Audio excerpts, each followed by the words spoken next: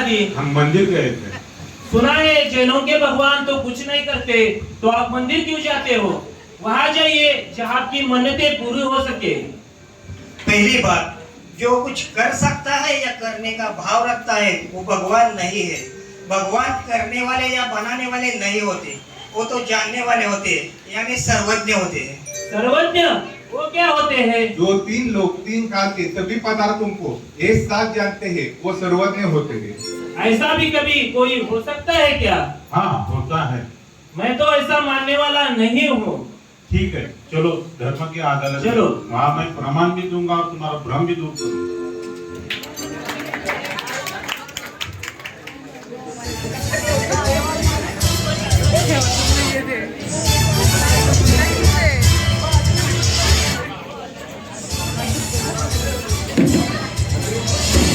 आशीष जी, विशाल जी, धीरज जी, अजीत जी, हाजिर हो।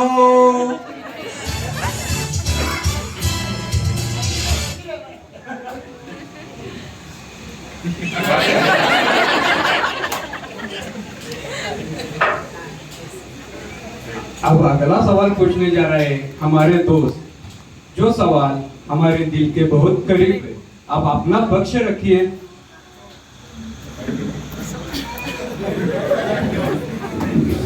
आज के इस एडवांस वर्ल्ड में, कंप्यूटर रोबोट्स, रोबोटिक वर्ल्ड में आप सर्वज्ञ को कैसे मानते हो?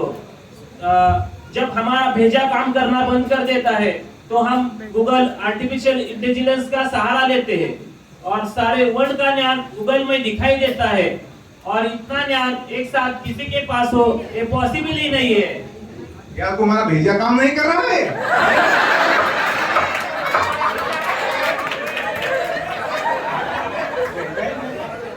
सर्वज्ञ होते हैं वो हर तीन लोग के तीन काल को सभी पदार्थों को एक साथ जानते हैं। अरे अरे अजीत भाई, थोड़ा शांत हो जाइए। अदालत की तौहीन मत कीजिए। आप अपना पक्ष शांति से रखिए। पहले तो आप बोल रहे हो।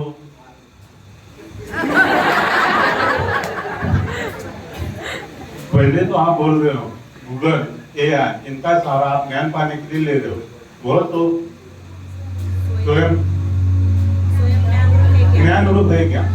ये जो रोबोट है उसमें जो प्रोग्रामिंग की जाती है तो उतना ही वो आउटपुट देता है, उसमें सही गलत जानने की कैपेसिटी नहीं है, यानी वो अचेतन है। ये जो गूगल नेट है इनका ज्ञान मर्यादित होता है, लेकिन सर्वज्ञ भगवान का ज्ञान अमर्यादित होता है। हमारा ज्ञान कर्माधीन होता है, यानी क्षणिक होता है। एक क्षणिक क्या होता है? बताता हूँ। अभी स्कूल के बच्चे जो एग्जाम देते हैं उसमें कोई फेल होता है, कोई पास होता है, या कम ज्यादा मार्क मिलते हैं, यानी सबका ज्ञान अलग अलग होता है, यानी क्षणिक होता है। हमारा ज्ञान कर्माधीन होता है। सर्वज्ञ भगवान का ज्ञान पूर्ण प्रकट, कब सब कर्मों का क्षय हो गया है, इसलिए उनका पूरा ज्ञान प्रकट हो गया है। और थोड़ा एक्सप्लेन कीजिए। देखो ये मूर्ति ढकी हुई है, जैसा जैसा पर्दा खुलेगा वैसी वैसी पूरी देखेगी, वैसा ही कर्मों का आवरण कम कम होता जाएगा। तो ज्ञान प्रकट होना और ज्ञान का पूरा प्रकट होना ही सर्वज्ञता है। यदि ऐसा है तो सर्वज्ञ दिखाओ। अभी इस पंचम काल में सर्वज्ञ नहीं है, लेकिन चतुर्थ काल में हो गए हैं। ये सब आपकी मनोधारणा है। वास्तविक में तो सर्वज्ञ कभी होते ही नहीं, क्योंकि वो कभी हुए ही नहीं है। क्योंकि मैं जो आंखों से देखता हूँ वही मानता हूँ। क्या तुमने परदादा को देखा है? हाँ देखा है। परदादा से परदादा को देखा है? नहीं देखा है। तो क्या वे हुए ही नहीं होंगे क्योंकि तुमने प्रत्यक्ष से देखा नहीं? लेकिन उन्हें तो मेरे परदादा ने तो देखा है ना। इसी तरह सर्वज्ञ को भी किसी ना किसी ने अवश्य देखा होगा।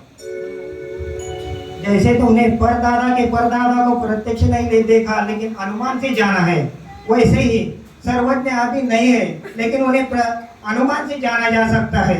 अगर तुम्हें कोई और प्रमाण चाहिए तो न्याय दीपिका या अष्टशास्त्री ग्रंथों से जान लो, लेकिन सर्वज्ञ भगवान होते ही नहीं, ऐसा कह नहीं सकते। आपने तो हमारी आंखें खोल दी। आप आपके सामने सब सबूत मौजूद है। आप अपना फैसला सुनाइए। आजकल की जनरेशन का एक बड़ा प्रॉब्लम है, जितना आंखों से दिखता है उतना ही सच मानते हैं, लेकिन जितना आंखों से दिखता है क्या वो पूरा सच होता है? नहीं। बल्कि जो आंखों से दिखता है वो कभी कभी तो पूरा झूठ भी होता है। जैसे आंखों से मृग मरीचिका, मृग जल में जल दिखता है लेकिन जल होता नहीं, अथवा आंखों से कोई दूर की वस्तु छोटी दिखती है लेकिन क्या वह वस्तु छोटी होती है? बिल्कुल नहीं। इसीलिए सर्वज्ञ आंखों से नहीं दिखते, इसका मतलब सर्वज्ञ नहीं है, ऐसा करना बिल्कुल भी गलत ही है। जैसा हमारे काबिल वकील भाई ने समझाया कि प्रत्यक्ष जो वस्तु नहीं दिख रही है उन्हें आप अनुमान से जान सकते हैं।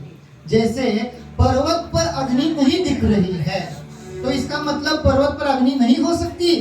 ऐसा नहीं।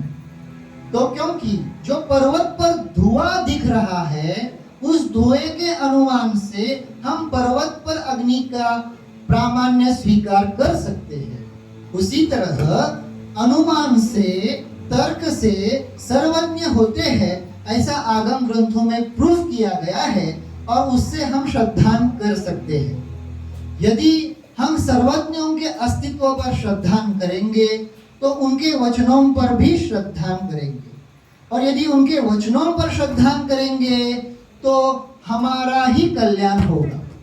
लेकिन यदि हम सर्वज्ञों को नहीं मानते हैं तो मारो अपने पैर पे कुल्हाड़ी। The case is closed.